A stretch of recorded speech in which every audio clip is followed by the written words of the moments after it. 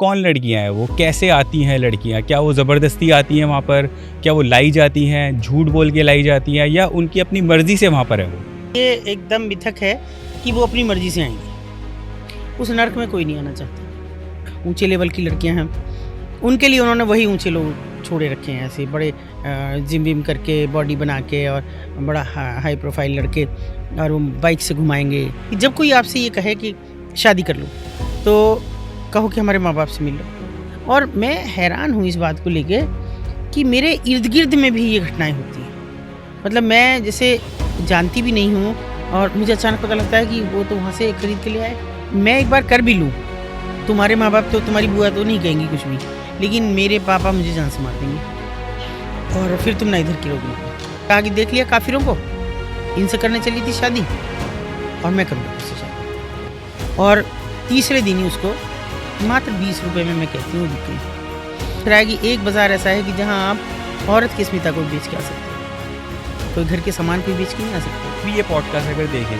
तो अगर कोई एक लड़की वहाँ से निकलना चाहती है तो उसकी सबसे पहली शुरुआत कैसे होनी चाहिए कि वो बहुत सेफली निकल जाए, किसी को शक ना हो, और जिसमें वो अपने साथ और भी लड़कियों को बचा सके।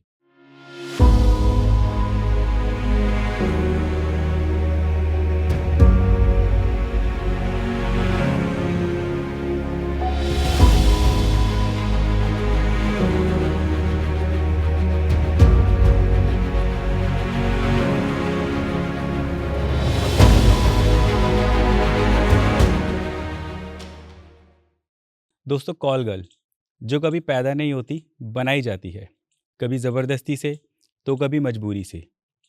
और जिस समाज के लोग ये शब्द सुनकर उसको नफ़रत भरी निगाहों से देखते हैं, अगर वही समाज के लोग ऐसी जगहों पर जाना छोड़ दे तो ये शायद कभी जगह हो ही ना। आज के पॉडकास्ट में हम बात करेंगे ऐसी ही रियल स्टोरी पे जिस पे शायद आपको यकीन भी ना हो, जहाँ पर हर रोज़ किसी की जान जाती है, जहाँ पर हर रोज़ न जाने कितनी चीखें हंसी में बदल दी जाती हैं। और आज हमारे साथ ऐसी ही रियल स्टोरी पर बात करने के लिए हैं अतुल शर्मा मैम, जो संकल्प फाउंडेशन की चेयरपर्सन है। नमस्कार मैम, कैसे हैं आप? बढ़िया एकदम बुरे मैम, हाल में। हमारे जो पहले पॉडकास्ट हमने आपके साथ शूट किया था उसमें बहुत से लोगों के कमेंट्स आए, बहुत से लोगों ने उसमें सपोर्ट भी दिखाया, हम्म, और काफ़ी लोगों का एक बड़ा कॉमन क्वेश्चन था मैम कि ये जो कोठे होते हैं इन पे वो लड़कियां कौन लड़कियां हैं, वो कैसे आती हैं लड़कियां, क्या वो ज़बरदस्ती आती हैं वहाँ पर, क्या वो लाई जाती हैं, झूठ बोल के लाई जाती हैं, या उनकी अपनी मर्जी से वहाँ पर है वो। देखिए पहला तो ये एकदम मिथक है कि वो अपनी मर्जी से आएंगी। उस नर्क में कोई नहीं आना चाहता। कोई क्यों आएगा? मतलब इतनी गंदगी है, इतना बदहाली है कि कोई अपनी मर्जी से, तो पहली बात तो इस पेशे को कोई नहीं अपनाएगा। हालाँकि आजकल बिल्कुल। ये कहना तो बेईमानी बात हो गई कि इस पेशे को कोई नहीं अपनाएगा। बड़ा खुला हो गया, सेक्स ट्रेड हो गया है पूरा हिंदुस्तान भर में। लेकिन वहाँ ऐसे कोई नहीं आता। हाँ, कौन लड़कियाँ आती हैं इसका भी कोई तयशुदा नहीं है। पर ये ज़रूर है कि अगर गरीब लड़की है तो उसको काम के नाम पे फँसाया जाता है, शादी के नाम पे फँसाया जाता है। मतलब प्यार में डाल लिया कि चलो। और एक बिल्कुल अलग वर्ग है। देखिए मिडिल क्लास से बहुत इसलिए बच जाता है कि मिडिल क्लास की बहुत सारी अपनी वर्जनाएँ हैं, अपनी बहुत सारी मर्यादाएँ हैं, जिन्हें बच्चे को बचपन से बताया जा रहा, नहीं ऐसे नहीं जाना, ऐसे नहीं करना, ये नहीं करना।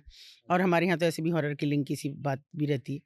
लेकिन जो बहुत एक ऊँचे लेवल की लड़कियाँ हैं, उनके लिए उन्होंने वही ऊँचे लोग छोड़े रखे हैं, ऐसे बड़े जिम विम करके बॉडी बना के, और हाई बड़ा प्रोफाइल। हाई प्रोफाइल लड़के, और वो बाइक से घुमाएँगे।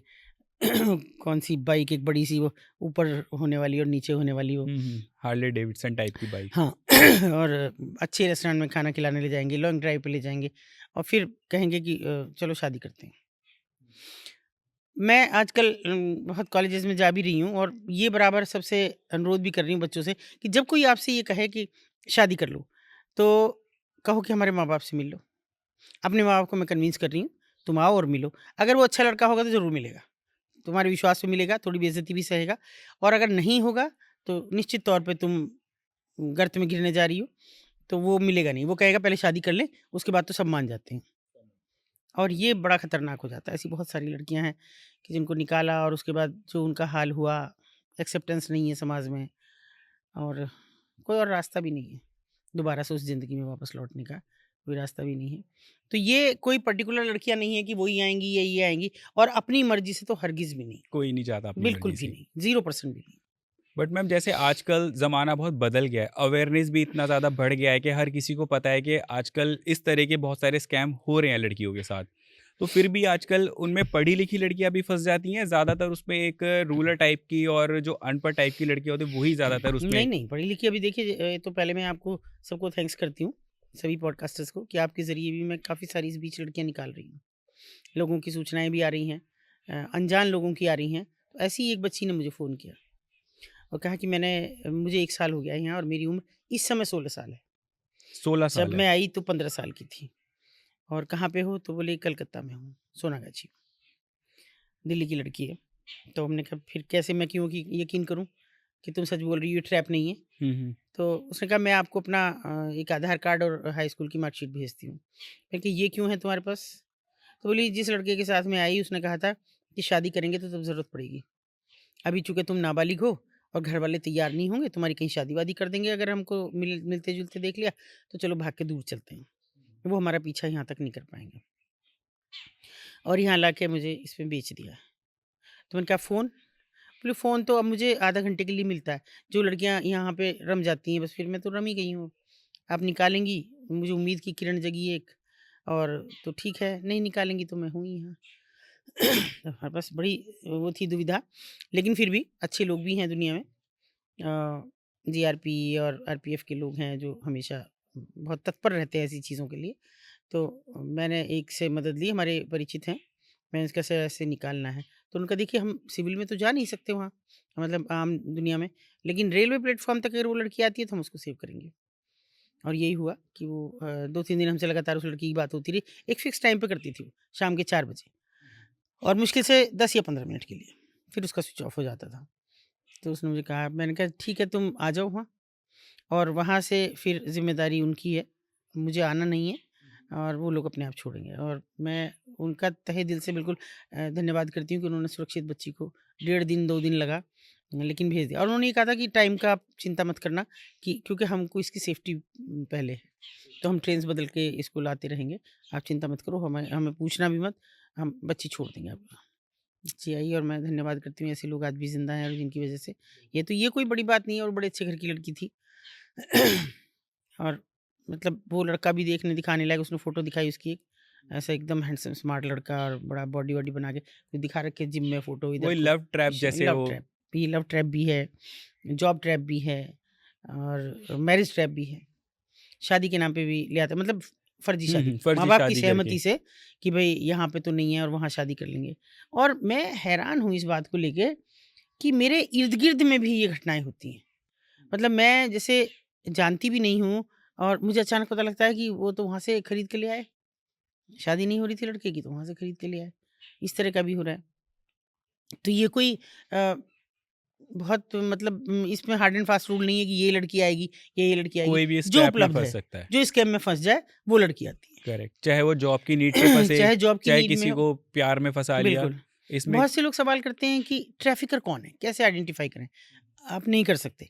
वो आपके घर के बराबर में भी हो सकता है, आपके घर का बंदा भी। जैसे छोटे से उदाहरण से बताऊँगी, एक बच्ची मेरे शहर के नज़दीक के एक दूसरे शहर की थी, और 2 भाई 1 बहन थे, माँ-बाप मर गए, एक एक्सीडेंट में, रोड एक्सीडेंट में मरे। तो छोटे-छोटे थे, तो उनकी जो बुआ थी नज़दीकी रिश्तेदारों में, उसके उनके सुपुर्द कर दिया गया तीनों बच्चों को। तो बुआ के सामने ये था तय कि 2 लड़के हैं, तो उनकी बेटियों की, जिस कम्युनिटी से वो आती हैं, उनमें शादी हो जाती है इस तरह की। बेटों की शादी तो अपनी बेटियों से कर लेंगी, लेकिन उनका बेटा नहीं था, तो बेटी की शादी तो होगी नहीं, तो बेटी नौकरानी बन के रहेगी। बेटों को पढ़ाया-लिखाया, अपनी बेटियों की शादी कर दी। मतलब बहुत पढ़ाया-लिखाया नहीं, नॉर्मली, क्योंकि बहुत ही एक बेसिक एजुकेशन जो बेसिक। होती है। और लड़की सीधे नहर पे कपड़े धोने जाने लगी, धोबी हैं जाति से। रोज़ जाती, कपड़े धोती और आती। इस बीच में किसी लड़के से थोड़ा बातचीत शुरू हुई, जो दूसरी कम्युनिटी से था। तो ये बातचीत को, उसने कोई ऐसी बात नहीं हुई, नॉर्मल बात होती, कौन है घर में, क्या है। लड़की को लगा कि ये ठीक है, हो सकता है मुझसे शादी करे, मैं इस नर्क से निकल जाऊँ। तो उसने लड़के से कहा कि मुझसे शादी करेगा? तो ठीक लड़का था, उसने कहा नहीं, ये संभव नहीं है। हम और तुम अलग-अलग कम्युनिटी से हैं, और मैं एक बार कर भी लूँ, तुम्हारे माँ बाप तो, तुम्हारी बुआ तो नहीं कहेंगी कुछ भी, लेकिन मेरे पापा मुझे जान से मार देंगे, और फिर तुम ना इधर की रहोगी ना उधर की रहोगी। ये तो हो नहीं सकती, हमारा समाज स्वीकार भी नहीं करता। तो हमारा तो यहीं तक जर्नी थी, पढ़ा लिखा लड़का था और वो वहाँ से चला गया। अब ऐसे में देखिए ट्रैफिकर कैसे सक्रिय होता है, उनके बिल्कुल पड़ोस का लड़का। उसने कहा कि देख लिया काफिरों को, इनसे करने चली थी शादी और मैं करूंगा तुझसे शादी। फिर चुप हो वो गई। वहां पर उसने विश्वास जीता उसका विश्वास कि भाई तेरा उसने दिल तोड़ा और ये मैं देखो हूँ, वो सिर्फ तुम्हारा यूज था, मैं ये, आया हूँ तुमसे मैं शादी तुम्हारे करने से के शादी लिए। करूंगा। और तीसरे दिन ही उसको मात्र 20 रुपए में, मैं कहती हूँ, बिक गई। कि उसको एक टिकट दिया मेरठ का, टिकट में से 20 रुपए बचे, वो उसके हाथ में दे दी कि ये रख ले, पर ये तू किसी को देना मत, अपने लिए रखना, कुछ खाना हो तो खा लेना। वहां उतरना बस अड्डे पे, किसी भी रिक्शे वाले से कहना कि कबाड़ी बाजार छोड़ दे, छोड़ देगा, तुमसे पैसे नहीं लेगा। और किसी भी कमरे पे चले जाना, वो सब मेरी मौसियों के घर हैं, किसी भी जीने पे चढ़ जाना।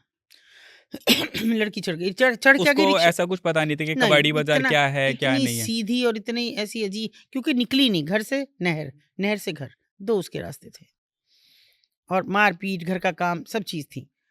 तो वहाँ अभी भी, आज भी बहुत से लोग नहीं जानते कि भाई कहाँ है, कैसे पता लगे। अ, वो रिक्शे वाला ही वहाँ जगह छोड़ के आया कि जो उसे लगा ये सबसे सफिशिएंट है और ये शायद सबसे बड़ी मालकिन है, उसके कमरे पे छोड़ आया। अब शायद उसका भाग्य अच्छा था उस बच्ची का, कि बाई चांस उस दिन मैं उधर से निकल के आ रही और पैदल जा रही थी, अपने घर से आई थी, और उस दिन वहाँ पैंट लगती है, बहुत ज़बरदस्त पैंट लगती है, तो बिल्कुल निकलने का रास्ता नहीं रहता, तो पैदल जा रही थी। हालांकि मैं ढक के रखती हूँ सिर पे सब, पर मैं फिर भी निकल के जा रही थी। तो एक जो उनका वहाँ का कुख्यात पिम्प था, वो उतर के आ रहा था कहीं से, पता जो नहीं उनके क्या हुआ। एजेंट टाइप के होते हैं हाँ, जो। पिम्प होते हैं उनके। उन्होंने मुझे नमस्ते की, नमस्ते तो मैंने ले ली, पर ऐसे ही उसके कंधे पे हाथ रखेगा कि बहुत उड़ रहा है, एक दिन मैं तेरी टांग काट दूंगी। मैं ये कहकर मैं चलने को हुई, तो उसने कहा रुको रुको रुको 1 मिनट। रिक्शा वाला बुलाया कि जाओ बहन जी को वहाँ छोड़ के आओ, उनके ऑफिस। उसको 20 रुपये भी दिए। ऐसे मैं मना नहीं करती हूँ, जो कर रहे हो कर दो, लेके आए। मेरे से पहले वो मुझे ऑफिस में मिला, मेरे ऑफिस में, और बोला कि वो, मैंने कहा यहाँ क्यों आया, वहीं बता देता। बोले जी एक लड़की आई है आज ही, उसे निकाल दो। तो मैंने जो कहा वही मैं लड़की क्यों, 20 रुपए का हाँ नोट दे हाँ, करके भेजी थी। मैंने कहा वहीं क्यों नहीं बताया और मुझे क्यों कह रहा है। बोला अरे कुछ तो मैं भी एक आध पुण्य कमा लूँ, ले आओ उसे। मैं दोबारा से गई, लड़की को उतार के ले आई, कोई हिलुज्जत हुई नहीं ज़्यादा। मैंने कहा भाई अभी आई है लड़की, इसको मत करना कहीं भी, मैं ले जा रही हूँ, ले जाओ। लड़की को हमें जब तक कुछ पता नहीं, मीडिया ट्रायल कराया, तो वो ऐसे लगातार हाथ ऐसे करती जा रही थी। तो मैंने कहा क्या है हाथ में ऐसा, देखा तो 20 रुपए का नोट एक यूँ गीला मुड़ा हुआ, बस वो उसके पास था, और पैरों में एक टूटी सी चप्पल जिसमें एक कपड़ा बांध रखा था, शायद टूटी हुई थी। इस कदर गरीबी और बदहाली में थी वो बच्ची कि मैंने पूछा तुम्हें पता नहीं लगा तुम कहाँ पे आई हो। मैंने कहा नहीं, ये तो उसकी मौसी का घर है। तो मैंने कहा मौसी के घर में इतनी सारी लड़कियां, ये मैंने सोचा यहाँ शादी वादी है, क्योंकि सब तैयार हो रही थी। मैम जैसे ऐसे नई जगह पर कोई लड़की हाँ पहुंचती है और जैसे आप बता रहे हैं कि मौसी आई है, तो वो उनसे ट्रीट भी फिर ऐसे ही करते हैं कि रिलेटिव है, उनको कुछ शक ना हो पहले टाइप। दिन तो इसी पहले तरह से, दिन पहले दिन तो इसी तरह से रहता है, और अगले दिन तक सब खुल ही जाता है। खुल ही जाता है थोड़ी भी समझदार हुई लड़की तो समझ जाती है कि तू कहाँ पे है। और तब तक बहुत देर हो तब जाती तक है। बहुत देर हो जाती है, बहुत देर हो जाती है। तब तक तो उसके साथ सारी जातियाँ होती हैं, जो भी हो सकती हैं, जो भी वो करना चाहते हैं वो सब करते हैं। हम्म। पर मतलब कोई ऐसा नहीं है कि जिसको हम उम्मीद नहीं कर सकते। आपके घर का भी कोई बंदा हो सकता है जिनको दिख रहा है कि एक बाजार ऐसा है कि जहाँ आप औरत की अस्मिता को भी बेच के आ सकते हो, कोई घर के सामान कोई बेच के नहीं आ सकते हो, हम्म। उसको भी बेच के आ सकते हो। उसको भी बेच कर सकते हो। तो ये बड़ा कड़वा सच है। बिल्कुल मैम, जैसे और आपने काफ़ी और पॉडकास्ट में भी बताया कि इनकी कैसी लाइफ होती है, कैसी इनकी स्ट्रगल ये करती हैं डेली लाइफ में। मैम मैं चाहता हूँ कि आप कुछ इसमें ऐसा बताएं कि कोई भी ये पॉडकास्ट अगर देखे, तो अगर कोई एक लड़की वहाँ से निकलना चाहती है तो उसकी सबसे पहली शुरुआत कैसे होनी चाहिए कि वो बहुत सेफली निकल जाए, किसी को शक ना हो, और जिसमें वो अपने साथ और भी लड़कियों को बचा सके। वो तो संभव ही नहीं है, संभव ही नहीं है। सिरे से नकारती हूँ मैं कि नहीं संभव है। पर अगर कोई ऐसा कहता भी है कि वो निकल सकती हैं तो सवाल ही नहीं उठता। पर मैम जैसे इतने सारे एनजीओज हैं, गवर्नमेंट भी इनके ऊपर कौन? काफ़ी एक्शन लेती है। नहीं, कुछ नहीं लेती। कब लिया, कब गवर्नमेंट ने लिया? आप रेड को एक्शन लेना कहते हैं? मैं रेड सबसे बुरी चीज़ है। बट मैम जैसे हम victim। आयरन सुनते हैं कि पुलिस ने रेड मारी अपने साथ फीमेल को क्यों भी रेड? रेड क्यों? जब रेस्क्यू है तो रेड क्यों? रेड का मतलब समझते हो? छापा छापा, करेक्ट। है, और रेस्क्यू का मतलब है किसी का उद्धार करना।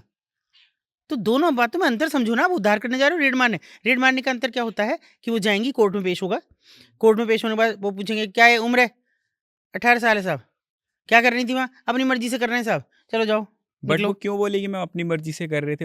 अगर वो तो दिख नहीं रहे उन्हें चारों तरफ जो मुस्टंडे खड़े हैं, जिनको कोई नहीं पहचान रहा, वो तो पहचान रही है ना, उनको दिख नहीं रहे। और उन्हें दिख रहा है कि जो तुम्हें लेके आए हैं ये तुम्हारा उद्धार करेंगे। उद्धार करते तो किसी एक लड़की का करते, किसी 2 लड़की का करते जो खुद से कह रही है कि मुझे निकाल दो। ऐसे थोड़ी लाते भेड़ बकरी की तरह एक गाड़ी में भरा और ले जाके कोर्ट में दंड से पेश कर दिया और अखबार में छपवा दिया जी आज तो पुलिस ने इतनी रेड की। अभी मेरे यहाँ परसों स्पा में छापा लगा है, 4 स्पा में लगा है, 20-25 लड़कियां पकड़ी गई हैं। सभी को हिदायत दे के छोड़ दिया गया, लड़कों को भी लड़कियों को भी। कोई जेल जाता है क्या? क्योंकि बालिग है, कोई एक्शन नहीं है, बालिग है, नहीं जाएंगे। तो मेरा तो फोकस ही रेस्क्यू पे है। रेस्क्यू करो, रिहेबिलिटेशन करो, उद्धार करो, पुनर्वास करो, बस। रेड क्या? रेड का कोई मतलब नहीं। भेड़ बकरी थोड़ी है कि अचानक अवैध भेड़ बकरियां आपने उठाई और डाल दी। रेड क्या है ये? रेड तो आप ईडी की भी रेड है, आपकी तस्करी की भी रेड है, और औरतों की भी रेड है। ये कोई रेड नहीं, मैं नहीं मानती इसे। इसका मैं वो एक नहीं निकल रेस्क्यू होना सकता। चाहिए जिसमें जो भी वो बिल्कुल लड़कियां बिना किसी सवाल के उनको सेफली सेफली रेस्क्यू होना चाहिए रेस्क्यू और होना एक्शन होना चाहिए वहां पे जो वो चला रहे हैं, चला रहा है, उन पे एक्शन होना उन पे चाहिए। एक्शन होना चाहिए। ये होता है।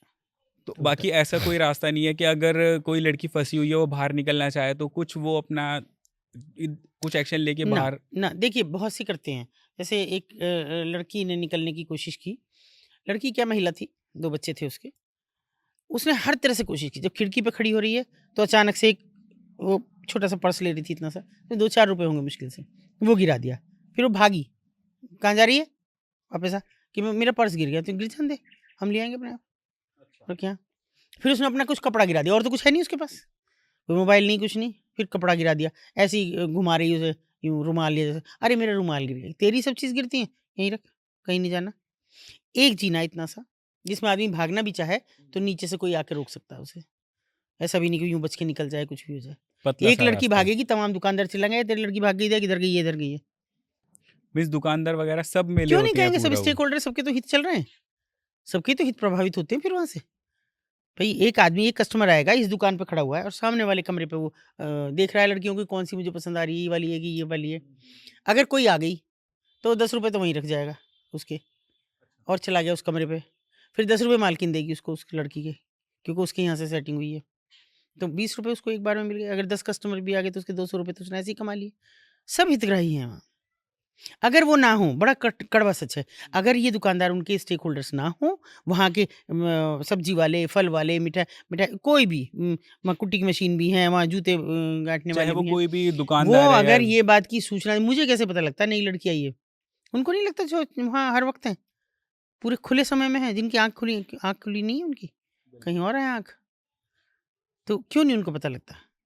कि मैं निकल जाऊं, अच्छा आज तो बहन जी कोई लड़की की पता लगी होगी, कोई लड़की आई है क्या? तो मुझसे पूछ रहे हो? तुम 24 घंटे बैठे हो, तुम्हारी ऊपर से निकाल के ले जा रही हूँ लड़की को, तुमको ये नहीं समझ में आता? बिल्कुल मैम। पर तो ऐसी जगहों पर जहाँ पर एक 16 साल का बच्चा आसानी से पहुंच जाता है वहां पर पुलिस प्रशासन ये क्यों नहीं पहुंच पाते हैं?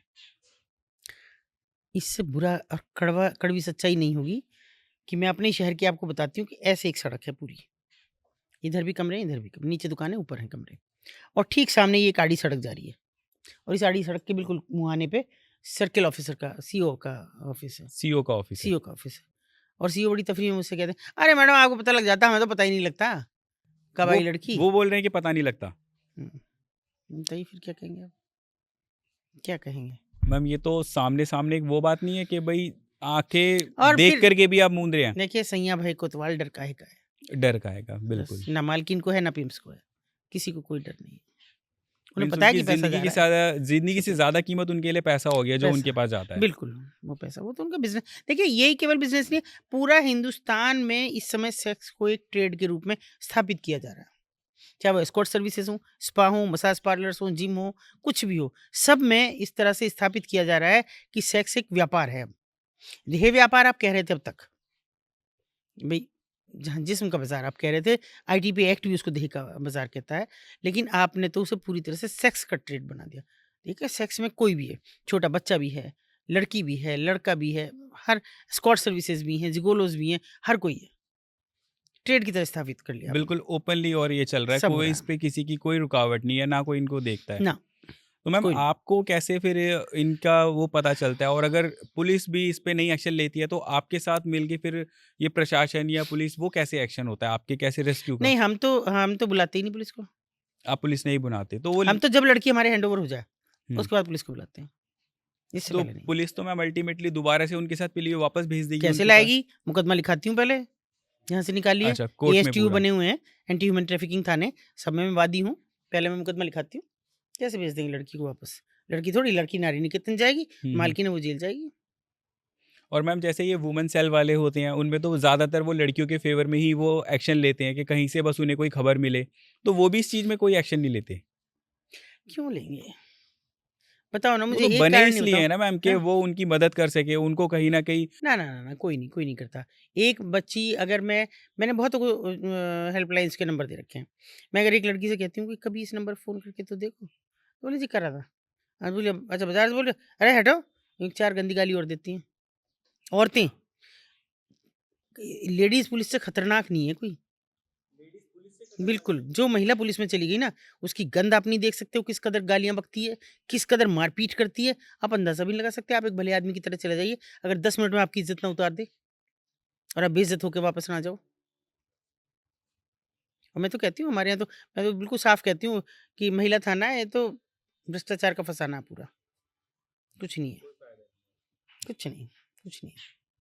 तय होता है, कुछ तय होता है, जैसे एएसटीयू बने हैं, ऐसे चलो भई कुछ कर लिया जाए अब। अचानक गए किसी फैक्ट्री पे छापा मार दिया, 2 चाइल्ड लेबर मिली है, हो गया।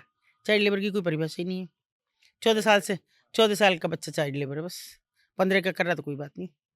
बाद में उसका एज वेरिफिकेशन होगा, सब 15 साल का, अच्छा चलो छोड़ दिया जाओ, उनसे कुछ पैसा आ गया, आधार कार्ड बनना पैसा आश्चर्य आ में गया, कौन सा वो है। कोई भी नहीं, और पैसा आ गया बस, हो गया हमसे।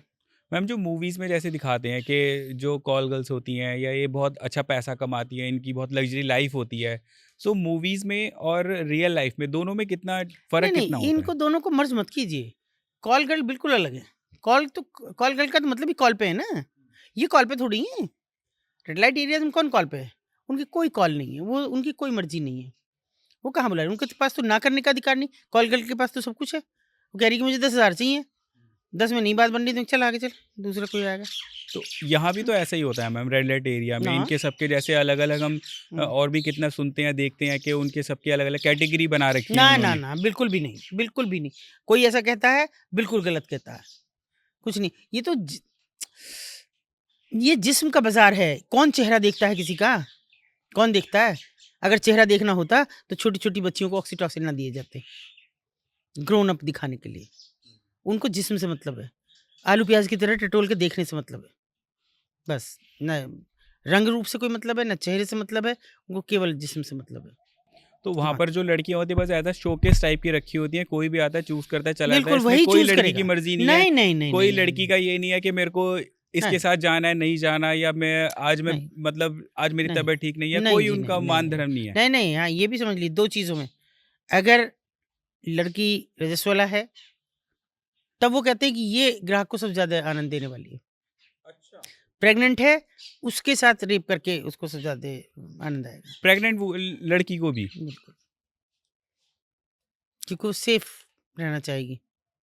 मालकिन भी समझा के भेजती, भई लड़की का बच्चा ज़रूर होना है, मरना नहीं है। तो उसको उसके साथ ज़्यादती करने में जो आनंद आता है, वो किसी में नहीं आता। सोच के देखिए, किस कदर घटियापन और नंगापन है कि जहाँ औरत नहीं है, आलू प्याज है कि पड़ा है सामने, कैसे आप चख के देखें, सब्जी की तरह, फल की तरह आप चख के देखें, आपको पसंद आया तो ठीक, नहीं तो थूक दो। मीन्स वहाँ पर अगर मैं फ्रस्ट्रेट हूँ तो अपनी फ्रस्ट्रेशन निकालने जा रहा हूँ मैं फ्रस्ट्रेशन, मैं तो बस। कहती हूँ भड़ास कोई निकाल ना, वहाँ पर ये नहीं ना, है कि नहीं मैं किसी को ट्रीट करने नहीं, जा रहा नहीं, हूँ, नहीं, या नहीं, एक नहीं, मैं नहीं, नहीं, अगर मैं थोड़ा गलत शब्द का वर्ड लूँ तो मैं अपनी फैंटेसी पूरी करने जा रहा नहीं, हूँ, ऐसा कुछ नहीं है। ऐसा कुछ नहीं है, ऐसा कुछ नहीं है। वहाँ केवल ये है कि देखिए, चौराहे पे जा रहे हैं आप, आपके पास कार है, एक रिक्शे वाला है बराबर में। आपकी गलती आपकी है, आपने रिक्शे वाले में टक्कर मारी, लेकिन फिर भी पुलिस वाला आएगा, रिक्शे वाले में 2 मारेगा। वो कहेगा साहब आप निकल जाओ। तो वो जो साहब को निकाल दिया, वो वहाँ फ्रस्ट्रेशन निकालता है। जाएगा तो वो सब करेगा जो वो उस कार मालिक के साथ करना चाहता है शायद, या किसी और बड़े आदमी के साथ, किसी को मालिक ने पैसा नहीं दिया, आज डाँट के 2 महीने हो गए जी मुझे तनख्वाह नहीं मिल रही, मेरे घर में बीवी बच्चे बीमार हैं, क्यों पैदा करते हो बच्चे? जाओ अपने घर जाओ। तो वो फ्रस्ट्रेशन वहाँ निकालता है। वो किस पे निकालेगा? अगर उसको कह सकता है क्या? पुलिस वाले को कह सकता है क्या? वो किसी को कुछ नहीं कह सकता। वहाँ कह सकता है। मैम फिर भी जैसे आप बता रहे हैं कि 16-16 साल की लड़की, 15-15 साल की लड़कियां, उनको इंजेक्शन दे करके बिल्कुल। पहले ही जवान बना दिया जाता है। हुँ। तो कहीं न कहीं उनके लिए एक बहुत कम उम्र में इतना कुछ झेलना एक बहुत मेंटल एक नहीं है उनके लिए, एक ट्रॉमा है। मेंटली डिस्टर्बेंस नहीं होना है उनके लिए। देखिए ये तो ऐसा ट्रॉमा है कि वो बरसों बरस नहीं निकाल पाती शायद। लेकिन अच्छी बात ये है कि जब भी कोई लड़की हमने निकाली और उसकी शादी की, तो उसने ऐसे भुलाया उस दुनिया को और ऐसे रम गई। वो बहुत गरीब घरों में हमने शादी की है, कोई हम ये तो हम नहीं कहते कि भाई हमने बहुत अच्छे-अच्छे घरों में कर दी। कोई रिक्शा चला रहा है, कोई किसी ने जानवर 2 पाल रखे हैं, तो उससे अपने घर का खर्चा चला रहा है। मगर वो उसमें भी इतनी खुश हैं कि अभी-अभी मेरे पास कोई आया और उसने मुझे ये कहा कि अभी 1 डेढ़ महीने पहले कि जी जो आपने एक लड़की की शादी करवाई थी हमारे गाँव में, ऐसी कहीं हमारी भी करा दो। हम आइडेंटिटी तो छिपाते हैं कि हमारी भी करा दो, एक हमारे लड़के की भी। इतनी अच्छी है, सारा तो काम सीख लिया और अब तो हमारी भाषा भी बोलने लगी। वो आसामी लड़की थी वो, कि अब तो वो हमारी भाषा भी बोलने लगी है। तो ऐसी किसी लड़की करा दो, हँसती रहती है, सबकी सेवा करेगी, सारा काम करेगी, ढोर-डंगर का काम भी करना सीख लिया। तो वो अपने आप को रमाती हैं, चाहे वो कहीं से भी आई हों। वो फिर ये सोच के चलती हैं कि अब यही मेरा घर है। मैं यहाँ से कभी अब बाहर ना निकल जाऊँ, उस नर्क में ना चली जाऊँ। तो मैं तो कहती हूँ कि भई आप इन्हें कहते हो ये खराब औरतें हैं, ये खराब औरतें हैं। अरे ये तो वो हैं, वो कौन है जो खड़ी हैं, जो कॉल पे जा रही हैं, जो रेड लाइट्स पे खड़ी हैं, जो आपसे मोल-भाव कर रही हैं। उनके पास तो मोल-भाव का अधिकार भी नहीं है। या वो लोग जो कह रही हैं कि पता नहीं आप लोगों ने सुना है नहीं आज तक, आजकल एक हैशटैग चल रहा है, आई एम ए प्राउड रंडी। आजकल ये बहुत प्राउड में इतना चल रहा है कि वो घटिया प्राउडली है बोल रहे हैं कि यस आई एम। ये प्राउड रंडी। तो शर्म आती है, अभी देखा नहीं है रंडी होना क्या होता है। आके देखो, मैं दिखाती हूँ रंडी होना क्या होता है। कि जब आपके इंटरनल पार्ट्स में मिर्च डाल दी जाए, अगर आप तैयार नहीं है, चूना डाल दिया जाए कि आप मर जाएं तिल तिल करके, और आपकी कोई मर्जी नहीं कि सड़ा हुआ खूसट बूढ़ा आए जिसके बस की सेक्स करना भी नहीं है और पैर का अंगूठा जिसका नाखून भी बढ़ा हुआ है वो आपके इंटरनल पार्ट्स में डाले, ये रंडी होना होता है। जब आप एक आदमी की बांस मारते शरीर को देखना भी नहीं चाहती, उसके पास खड़ा होना नहीं चाहती, और वो आदमी आपको चूज करता है, आप क्योंकि सबसे खूबसूरत हो तो आप चाहिए उसे, ये होता है रंडी होना। आके देखो ना जो और छोटी-छोटी बच्चियों को बहका रही, ये कह के कि आई एम प्राउड रंडी, वो कहे ना आके। हैरत है मुझे कि कितना जाएँगे हम व्यूज़ बढ़ाने के लिए, आगे आने के लिए, अपनी अपने आप को कितना एक्सपोज़ करेंगे, कितना। हम खुद ही अपने दुश्मन हो गए हैं, सच्चाई उन्होंने तो ये एक्चुअली मैम कभी वो चीज़ देखी ही नहीं है, ना देखी नहीं। सुनी है, इसीलिए वो बस एक टीआरपी के लिए अपने सोशल मीडिया पे आने के लिए कुछ भी बोलते हैं। उन्हें शायद उस वर्ड का असली मतलब भी नहीं पता है कि क्या एक वो लड़की है जो रोज़ जीती है, रोज़ मरती है, रोज़ अपनी चीखों को दबाती है। शायद उसको अंदाज़ा भी नहीं है आप उस शायद चीज़ का। कभी उनका चेहरा नहीं देख सकते।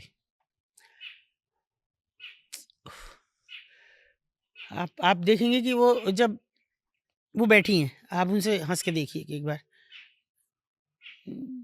इधर नहीं देख रही मेरी तरफ, मैं कहूँगी, मैंने कहा इधर तो देख, इधर करके बात कर, कोई भाव नहीं है।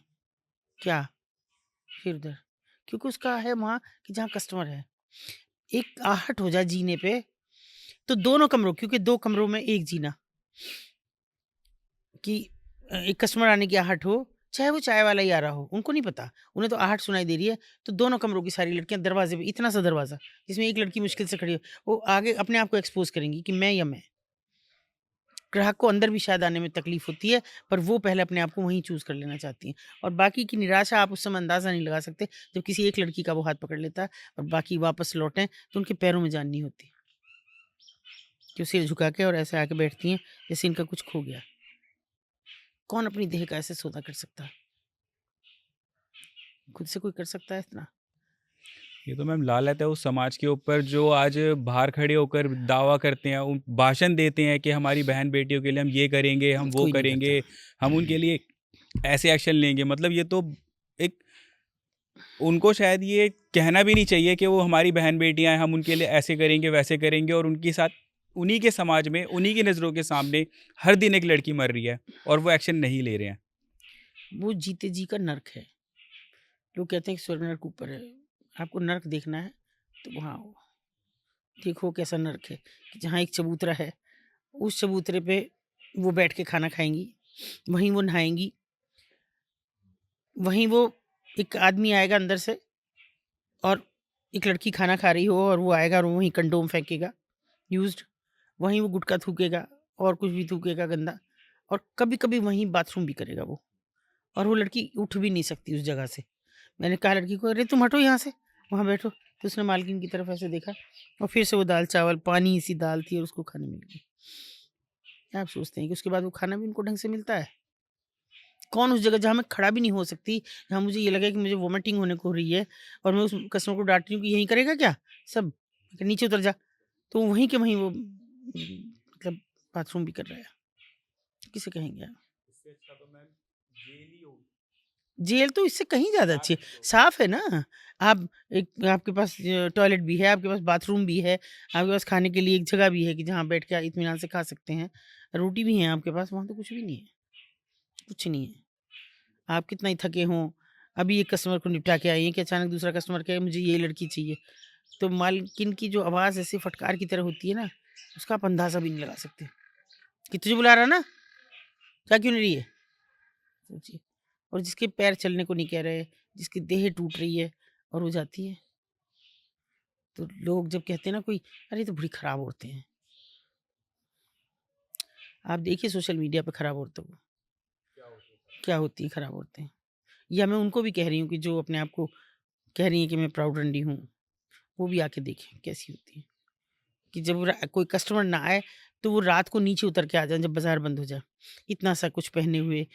मैं आप लोगों को भी बड़ा थैंक्स कर रही हूँ, सैल्यूट भी कर रही हूँ, क्योंकि आप लोगों के ज़रिए लोग मुझे ऐसी-ऐसी वीडियोज़ बना के भेज रहे हैं, उन एरियाज़ की भेज रहे हैं मैम कि सेम आपके जी, पॉडकास्ट पे जब आपने हाँ, वीडियो में बताया और आपने एक छोटी-सी बात रेस्क्यू के लिए बताई थी, हाँ, तो हमारे उस पे काफ़ी कमेंट आए हाँ, कि आप उन जो वहाँ पर लड़की फँसी हैं, उनके रेस्क्यू के लिए वीडियो बनाओ या जिनको बाहर विदेश में बेच देते हैं, उनके हाँ, लिए बनाओ मैम के हाँ, साथ। हाँ, तो मतलब लोग चाहते हैं कि इस पे एक्शन हो, पर हो, लोगों के पास ना कोई ऑप्शन नहीं है। हाँ, उन्हें बिल्कुल, पता नहीं चल पाता है कि कैसे इसमें वो मदद कर सकते हैं। तो जब वो आपकी वीडियोज़ देखते हैं, तो उनमें वो जितनी भी वो कोशिश करते हैं कि हम हाँ, कमेंट करें, अपनी हाँ, प्रॉब्लम्स को बताएँ ताकि उस पे कहीं न कहीं लोगों बिल्कुल, तक उनकी बिल्कुल, बात पहुँचे और उस पे पहुँचे। एक्शन लें वो। नहीं, बिल्कुल, एक ने मुझे फ़ोन किया और कहा कि मैं अगर वीडियो भेजूँ तो आप कुछ करेंगी?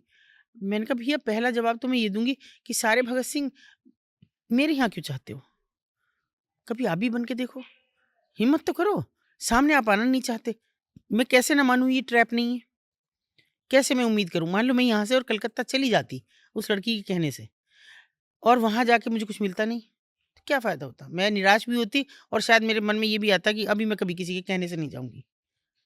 बेटर ये है, मैं सभी को यहाँ से भी सजेस्ट करती हूँ आप लोगों के ज़रिए भी, कि जिसको कहीं ऐसा दिख रहा है, वहाँ एक बच्ची के साथ बात तो करें।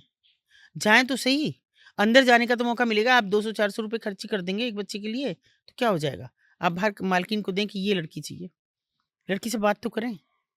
फ़ोन अंदर नहीं ले जाने देते हैं, लेकिन आप आपकी ज़ुबान थोड़ी रोक लेंगे।